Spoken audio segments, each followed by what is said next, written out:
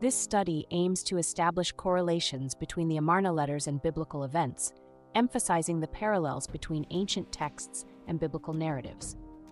By examining biblical figures like Joab and Abishai and the exploits of leaders such as Ayab and Abdashirta, described in Amarna Letters as a commander in Ashtaroth and Amurru, this research investigates potential connections between their actions, regions of influence, and alliances. In the Bible, one of King David's most pivotal moments as a ruler occurred during the war against the Arameans. This conflict, led by his most trusted general, was fought against the king of Ammon and showcased David's strategic prowess and the strength of his leadership. The result of the battle between Joab and Hanun in the biblical account has the Hebrew victory described in the book of 2 Samuel chapter 10, verse 14, as it records. Then Joab and the troops with him advanced to fight the Arameans, and they fled before him. The defeat of Hanun led to the presence of the Hebrew army in Aramean territory, and this escalated into a full Aramean war. After all, the Aramean regions would have to accept Israelite oversight and influence in their political affairs. The biblical account in 2 Samuel chapter 10, verse 14, describes only Joab returning back to King David, as it simply states, Joab returned from fighting the Ammonites and came to Jerusalem. Therefore, it is strongly implied that Abishai, Joab's brother, remained in Aram to ensure compliance, as this verse does not mention his return. This scenario also correlates to the complaint of the ruler of Byblos in the Amarna Letters about the presence of the group of marauders called Habiru in his country. This social lower class of Canaanite rebels are equated in this book to the ethnic Hebrews from the Bible by considering that the rebel propagandists took the Habiru low-class distinction term and equated to an ancestor of the land, Eber, thus creating a positive ethnic unifier.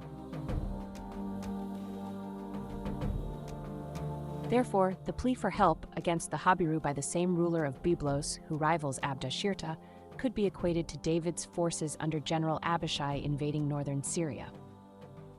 The Amarna letter number 68 reads, The war of the Habiru forces against me is extremely severe, and so may the king, my lord, not neglect Sumur, lest everyone be joined to the Habiru forces. The same letter finishes with, Pahamnata, the commissioner of the king, who is in Sumur, knows the straits that Gubla is in. It is from the land of Yarmuta that we have acquired provisions. The war against us is extremely severe, and so may the king not neglect his cities. I repeat, may the king not neglect his cities. Once the identification of Abdashirta as biblical Abishai is accepted, we can rely on the Amarna letters to understand the garrison of Abishai forces in the city of Sumur in Amurru territory to the north. More favorable to this identification, the Amarna letter number 71 also connects the military leader Abdashirta to the Habiru forces. This letter reads, Who is Abdashirta, servant and dog, that he takes the land of the king for himself? What is his military support that it is strong? It is through the Habiru that his military support is strong. The situation and the mind of the king of Byblos named Ribhada became more desperate at every letter.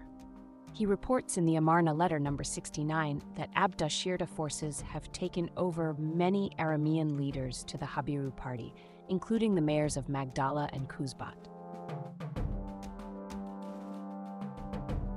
The king of Magdalu and the forces of Quazbat are at war with me, and there is no one who can rescue me from them. Moreover, on Apihu's reaching me, there was an outcry against me, and as for all my gates, the bronze was taken. Ask Apihu about the whole affair. The Amarna letter number 75 adds that the cities of Yarimuta and Arasni also took side of Abdashirta. Also, the cities of Irkata and Ardata were conquered by the defectors, having their leaders executed. The letter reports, The Habaru killed Aduna, the king of Irkata, but there was no one who said anything to Abdashirta, and so they go on taking territory for themselves. Mia, the ruler of Arasni, seized Ardata, and just now the men of Amia have killed their lord. O Pharaoh, I am afraid. Additionally, the Amarna letter number 76 reports Abdashirta conquering the cities of Sagada and Ampi. The letter reads, Abdashirta has just gathered together all the Habiru against Sagata and Ampi, and he himself has taken these two cities. It has been said, there is no place where men can enter against him. Finally, according to Amarna letter number 81, it came to a time Ribhada's own subjects were so distressed by the situation that an assassination attempt was reported against him. A man with a bronze dagger attacked me, but I killed him. A Sidanu whom I know got away to Abdashirta. At his order was this deed done.